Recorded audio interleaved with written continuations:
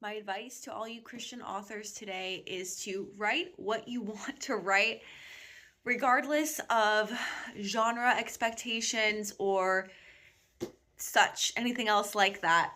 When I first started off in self-publishing, I was told that, only certain genres will sell. Write your book, in these certain style or format that will appeal to these sorts of readers. And while there can be some good guidelines in that, obviously there is like some universal arcs to telling a good story.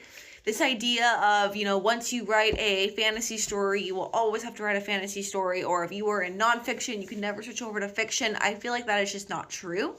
And especially if you were writing, in a godly sense, you're writing because you feel that God has placed desires on your heart to write.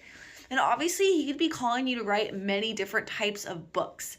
And if that is the case, then you can surrender and trust that those books will find the right readers. For example, my very first book is Breathe Deeply, which is a prayer devotional book on the rosary. My second book, completely different, a sci-fi dystopian fiction novel for young adults.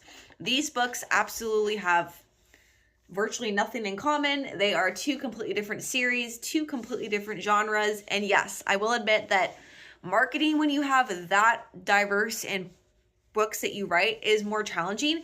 However, I have had people read both books, completely different readers, and enjoy them. Some readers have bought both and enjoyed them. So, I believe that these are both books that God wanted me to write, two different series, and I have seen the impact of both of those. So don't be afraid that you can step outside of what you've written in the past. You don't have to be locked into a certain genre or style of writing. So I hope this video was encouraging and helpful, and know that you are all in my prayers. Bye for now.